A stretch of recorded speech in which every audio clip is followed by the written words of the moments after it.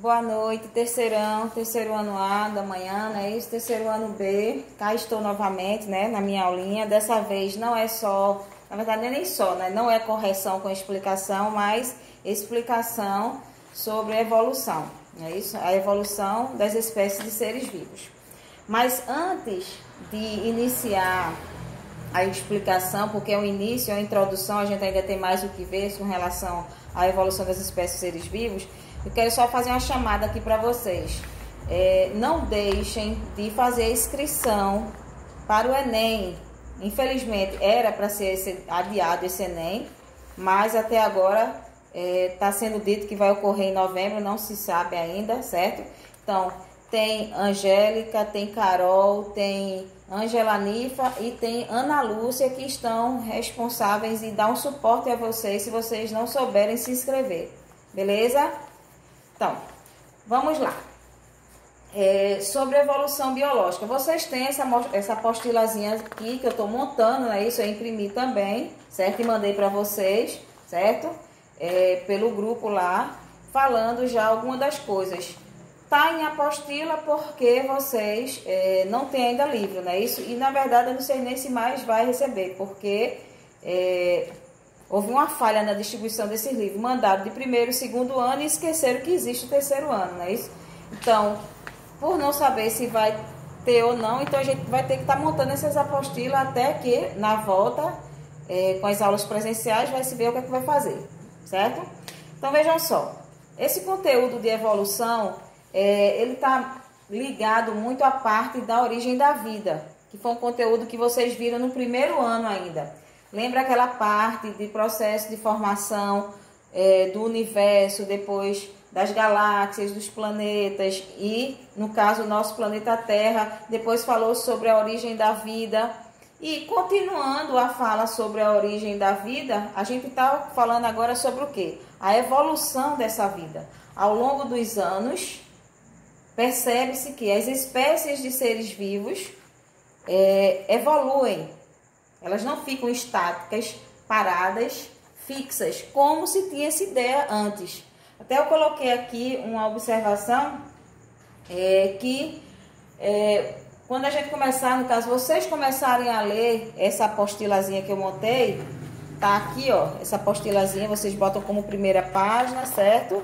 Depois tem essa segunda, tem esse resumo e por fim essa daqui, por enquanto, certo? Então, vocês comecem a ler a partir do terceiro parágrafo, onde tem aí, ó, até meados do século XIX, ano de 1800 e alguma coisa, predominava a ideia do criacionismo. Tanto faz dizer criacionismo ou fixismo. De acordo com o criacionismo, as espécies foram criadas por um ato divino, como se fala na Bíblia, e se mantêm imutáveis até hoje. As explicações criacionistas para a origem do universo e dos seres vivos situam-se no nível das crenças religiosas, fundamentando-se em dogmas, ideias e pressupostos relevados de forma sobrenatural, geralmente consideradas certas essas ideias, indiscutíveis e verdades absolutas, eternas, que não podem ser alteradas, que é justamente chamado fixismo, certo? Não admite questionamento, ou seja, lá atrás, certo? Em 1800 e alguma coisa, os estudiosos da época não admitiam que os seres vivos evoluíam com o tempo. Agora, essa evolução, gente, lembre-se que não é uma evolução que ocorre num estalar de dedos, não, tá? O processo de evolução das espécies de seres vivos, como a nossa mesma, a espécie humana, passa uma longa quantidade de anos para que a gente possa observar que houve uma evolução em determinado aspecto, não só da nossa vida, mas também da vida de outras espécies de seres vivos.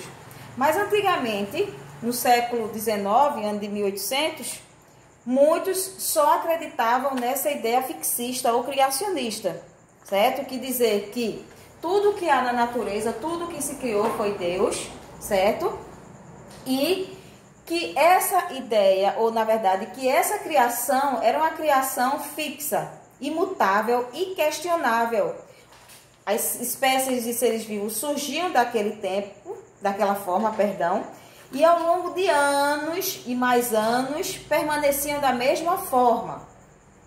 coisas que hoje, do ponto de vista científico, a gente vê que, até mesmo do ponto de vista religioso, a gente vê que não é o que ocorre, não é isso? Depois de milhões de anos, observa-se que muitas espécies de seres vivos na natureza, ou até mesmo olhando de uma região para outra, você vê que determinada espécie de ser vivo tem hábitos, tem tamanho, que é diferente de uma mesma espécie, mas que está em um outro ambiente.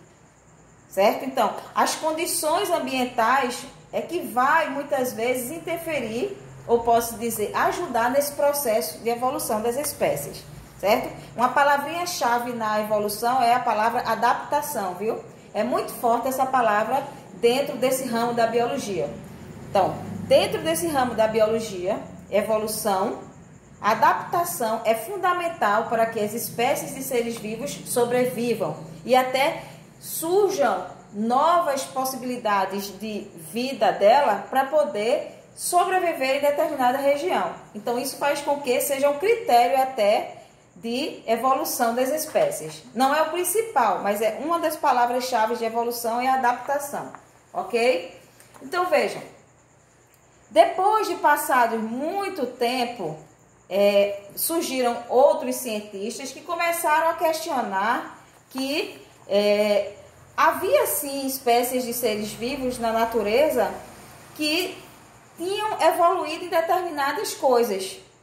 Então começou a surgir algumas, que posso dizer, algumas ideias evolucionistas, mas nenhuma tiveram credibilidade. A que mais ganhou credibilidade na época foi de Jean-Baptiste Lamarck, que é chamado lamarquismo, a ideia lamarquista ou de Lamarck. Lamarck hoje se sabe que teve algumas ideias equivocadas, mas isso não tirou o mérito dele de ser o primeiro cientista, certo? Que do ponto de vista da evolução teve credibilidade em afirmar que as espécies de seres vivos na natureza evoluem. Só que essa evolução, volto a dizer, viu gente, não ocorre no estalar de dedos não. É um longo processo necessário para que determinadas características de espécies de seres vivos tenham evoluído. Por exemplo, a gente vai ver, quando a gente vai vendo exemplos de evidências ou fatos que realmente mostram que os seres vivos evoluem ao longo do tempo, é o nosso apêndice. Nós temos o nosso intestino grosso, e nessa regiãozinha daqui do intestino grosso, a gente tem pode ser uma saliênciazinha que a gente chama de apêndice. Esse apêndice não serve mais para nada para a gente, na espécie humana. Para outros mamíferos ruminantes até ainda ajudam na digestão, mas para nós, seres humanos, está lá só por estar. Antigamente já ajudou na nossa digestão, certo? Mas hoje está lá só mostrando que é um vestígio. Vestígio de quê? De que há anos atrás ajudou dentro do processo digestório. Então isso aí é um indício, é um órgão, que pode-se dizer, um vestígio que mostra que a espécie humana também evolui ao longo dos anos, certo? Então, aí quando a gente fala do apêndice vermiforme, é um exemplo, entre outros exemplos que há com outras espécies de seres vivos, certo? Então, Lamarck foi o primeiro, Lamarck foi o primeiro cientista que teve credibilidade, certo? Ao falar que as espécies de seres vivos na natureza, elas evoluem. Só que o considerado pai da evolução dentro do ramo da biologia, assim como vocês viram o ano passado, que o pai da classificação dos seres vivos era Linneu, o pai da genética que vocês vão ver mais adiante ai meu Deus, o geneticista, toda vez me dá um branco do nome desse danado, desse geneticista. Mas depois eu lembro. Então, para cada ramo da biologia, tem os cientistas que, por terem estudado com mais detalhes, aí editam ou publicaram suas edições em livros que fizeram com que eles tivessem mérito nessa área, certo? Então, foi Charles Darwin, depois de ter percorrido uma grande parte do mundo no navio, certo? Então ele pôde, com essa viagem dele a quase nível mundial, ele não deu a volta ao mundo, mas quase deu. Se vocês tivessem um livro, vocês iriam ver, ou se vocês podem também ter a curiosidade de pesquisar a viagem de Charles Darwin, certo? Na descobertazinha que ele fez. Então vocês vão ver que ele fez uma grande viagem, certo? E com essa viagem, ele foi observando que espécies ou seres vivos de uma mesma espécie tinham características diferentes de uma região ou de um continente para o outro. Por exemplo, aqui no Brasil, ele percebeu que a tartaruga tinha um tamanho. Quando ele chegou em um outro continente, ele viu uma tartaruga ainda maior. Isso é um exemplo, certo? E assim ele foi observando também com relação não só a animais, mas também com relação a vegetais. E foi enriquecendo o seu conhecimento, foi anotando tudo o que ele ia observando na natureza, nos seres vivos, nas espécies de seres vivos, e até também ia trazendo amostras. Quando possível, ele ia colocando essas amostras. E depois de um tempo que ele fez essa viagem, ele passou uma boa... eu não me recordo agora a quantidade de tempo que ele viajou, mas depois de 7 meses que ele fez essa viagem, ele editou, no caso, toda essa experiência que ele adquiriu, de experimentos, de pesquisas. E o que é que ele fez? Ele acrescentou as ideias que já existiam, no caso de Lamarck e de outros cientistas, ao que já existia sobre a evolução, e passou a, no caso, dar origem à teoria da evolução aceita até os dias atuais. Então, Charles Darwin é considerado como, lembrei agora de Mendel, como Mendel é o pai da genética, como Linneu é o pai da classificação dos seres vivos e assim por diante, certo? Como esses cientistas são pai ou considerados originadores dessas ramos da biologia, assim também Charles Darwin foi considerado o pai da evolução das espécies de seres vivos, ok? Porque ele adquiriu muito conhecimento em prática, além da teoria, certo? Agora a gente não vai se atentar às teorias, não. Numa próxima etapa é que a gente vai falar sobre o que é que eles defendiam, o que abordava essas ideias evolucionistas com relação a Lamarck, com relação a Darwin e outros que também fizeram parte nesse meio termo, certo? O que é importante vocês saberem de imediato? Que evolução é um ramo da biologia que vai estudar, como o próprio nome já está dizendo, a evolução das espécies de seres vivos que há no planeta ou que, no caso, existiram e que não existe mais daquela forma, mas existe uma forma diferente, evidenciando que aquela espécie evoluiu, certo? E que, como eu já disse, a evolução não é um processo rápido, é um processo lento, certo? Então, voltando aqui à ficha, aí diz aí, ó, a evolução biológica corresponde ao processo de modificação e adaptação das espécies ao longo do tempo. Lembre, ao longo do tempo. A origem dos seres vivos e as mudanças pelas quais eles têm passado ao longo dos bilhões de anos de existência na Terra. Fato que acontece e continua acontecendo, ou seja, a evolução é um fato científico. Ou seja, para que a evolução, esse ramo da biologia, fosse considerado realmente como algo concreto, que realmente pode dizer, realmente as espécies de seres vivos que há no planeta evoluem, do ponto de vista científico, tem que ter fatos, evidências, certo? Tem que dizer, eu não posso só dizer, ó, a cor da bandeira do Brasil é verde e amarela, não. Eu tenho que ir lá e buscar e mostrar, olha aqui, a cor da bandeira do Brasil é verde e amarela, tá aqui, eu estou mostrando também, eu não estou só afirmando. Então, assim também é na ciência, você não pode só afirmar, você tem que mostrar com exemplos. E esses exemplos estão justamente sendo abordados através das evidências da evolução. Então, alguns fatos foram considerados mais importantes para evidenciar que a evolução das espécies de seres vivos na natureza ocorriam. Aí é o que está justamente na segunda anotação que eu passei para vocês, mostrando aí os fósseis. Os fósseis são considerados, no caso, a evidência mais forte.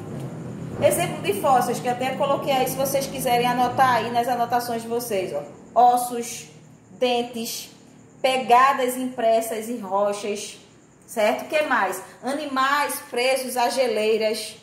Então, todos esses exemplos de ossos, de dentes, pegadas impressas, animais, essas pegadas impressas em rochas, no caso, animais presos a geleiras, são registros que realmente a pessoa está vendo que aquilo ali existiu. As pegadas lá dos dinossauros, naquelas regiões onde eles viviam, em terras. Então, quando se diz que as evidências fósseis são os registros ou as evidências mais fortes, ou que evidenciam mais forte, é porque realmente mostra que na natureza existiram aquelas espécies de seres vivos. Ou se ainda existe de qual forma, certo? Então, esse aí é um tipo de evidência, os fósseis, certo? Outro exemplo de evidência, ou seja, que mostra que realmente as espécies de seres vivos no planeta evoluem. Adaptação. Lembra que eu falei há pouco tempo que adaptação era uma palavrinha-chave, certo? Dentro desse ramo da biologia. Então, para que uma espécie de ser vivo, possa evoluir, uma das evidências é ele ter condições de adaptar-se às condições ambientais, às condições de sobrevivência, como por exemplo, alimentação, moradia, o habitat, ou seja, onde ele vive, certo? Então, são as condições dele poder se adaptar. Então, diz, capacidade do ser vivo em se ajustar ao ambiente pode ser outra evidência, uma vez que, por seleção natural, indivíduos portadores de determinadas características vantajosas, como a coloração parecida com a de um substrato, possuem chances de sobreviver e transmitir a seus descendentes tais características. Até estava aqui, mas foi na página seguinte, né? Na página seguinte, que tem falando sobre... Não, aqui mesmo, mimetismo e a camuflagem, certo? Então, mimetismo e camuflagem são dois exemplos no caso de adaptação. Eu vou até colocar, vou ler bem devagarzinho, se vocês quiserem voltar e acrescentar essa anotação aí na apostilazinha que vocês montaram ou nas anotações do caderno, vocês coloquem. Abaixo, como exemplo de adaptação, nós temos camuflagem e mimetismo, para indicar que houve uma adaptação e poder ajudar na evolução de determinadas espécies de seres vivos. Então, o que é a camuflagem? Anotem aí, certo? É a capacidade de um ser vivo, ou é a capacidade que um ser vivo tem de ser confundido com a outra espécie de ser vivo. Ou seja, um ser vivo parecer com outro ser vivo. Tem uma cobra coral que ela é muito parecida com uma outra espécie de cobra, certo? Então, isso aí a gente pode dar exemplo como sendo camuflagem, ou seja, ela se parecer com outra espécie, mas são espécies diferentes. Então, uma pode sobreviver ao ataque por estar sendo confundida com outra. Entendeu? Não sei se eu estou sendo muito clara, mas o fato de haver a camuflagem, determinadas espécies de seres vivos deixam de ser presas dos seus predadores e assim deixar de existir na natureza e elas continuarem na natureza e adquirindo condições de evoluir, ok? E o mimetismo, coloquem aí, ó, é a capacidade que alguns seres vivos têm de tentar se assemelhar a outro, no caso, indivíduo, com o intuito de se defender ou atacar a presa. Às vezes tem espécies de seres vivos que elas têm uma coloração no seu corpo que se assemelha ao ambiente. Aí a gente pensa que ali nem tem uma espécie de ser vivo, porque está tão parecido com o vegetal ou tão parecido com a rocha, com a areia, que a gente pensa que não, aliás, a gente nem consegue distinguir se ali tem uma outra espécie de ser vivo. Então, essa característica que, por exemplo, um ser vivo tem de se assemelhar ao ambiente é chamada de mimetismo. E esse mimetismo também dá condições à espécie de ser vivo em questão a não entrar em extinção e podendo o quê? Evoluir na natureza, certo? Então, já vimos dois exemplos de evidências indicando que as espécies de seres vivos na natureza evoluem. Primeiro e mais importante, os registros fósseis. Segundo, a condição de poder se adaptar às condições ambientais. Em seguida vai estar esse exemplo aqui, esse resumo, esse mapa mental. Vocês olhem direitinho aí que está falando de todas elas como um todo. Em seguida tem mais outro exemplo, a analogia e homologia. Também podem ser consideradas como provas da evolução, baseadas em aspectos morfológicos e funcionais, uma vez que todo estudo comparativo da anatomia dos organismos mostra a existência de um padrão fundamental similar na estrutura dos sistemas de órgãos. Vejam só, essa questão de órgãos análogos e órgãos homólogos. Eu até pedi a vocês, na atividade da semana passada, para pesquisar, eu não me recordo qual foi, mas eu pedi para vocês só pesquisarem e citar um exemplo de órgão, no caso, fazendo parte da anatomia, dentre os evidentes, dentre os órgãos, no caso, eu não lembro qual foi a pesquisa, assim, ao pé da letra agora, mas vocês saíram falando, onde eu só pedia duas palavrinhas, que eram os órgãos, justamente o que? Análogos, homólogos e vestigiais. Aí vocês saíram na pesquisa conversando um monte de coisa, os que me mandaram, lógico, teve outros que nem mandou, né? Mas era só para citar os exemplos, não era para falar sobre os exemplos, certo? Então, órgãos homólogos e órgãos análogos têm algumas diferenças. Tem diferença entre eles. Diz aí o primeiro. Os análogos desempenham a mesma função, mas possuem origens diferentes, como a asa de insetos e asas de aves. Ou seja, tem a mesma função, como exemplo, as asas, no caso, de insetos, elas voam, não é isso? Mas as asas das aves, por exemplo, da galinha, ela voa? Não. As galinhas, elas não voam, elas têm suas asas também, elas têm uma mesma origem, mais embrionária, pode-se dizer, mas exercem funções diferentes, certo? Então, a gente diz que os órgãos são análogos quando eles são dessa forma. Tem a mesma... eu inverti aqui com os órgãos homólogos, viu? Eles têm a mesma função, no caso aqui, de voo, mas se originam do ponto de vista embrionário de forma diferente. Então, recapitulando, para não confundir a cabeça de vocês.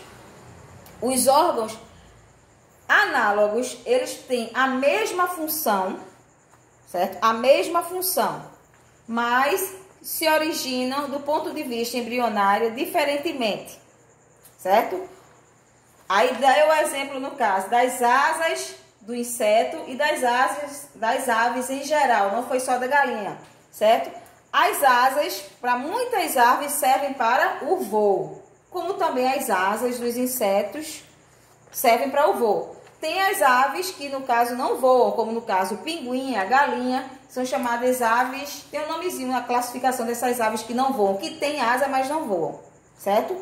Mas, na maioria das aves, elas têm asa e voam.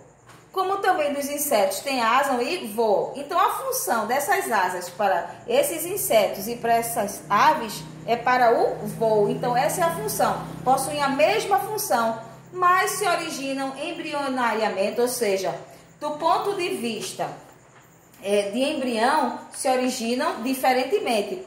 O inseto se origina dos insetos e as aves, suas asas se originam das asas das aves. Então, eles têm origem embrionária diferente, embora tenham a mesma função.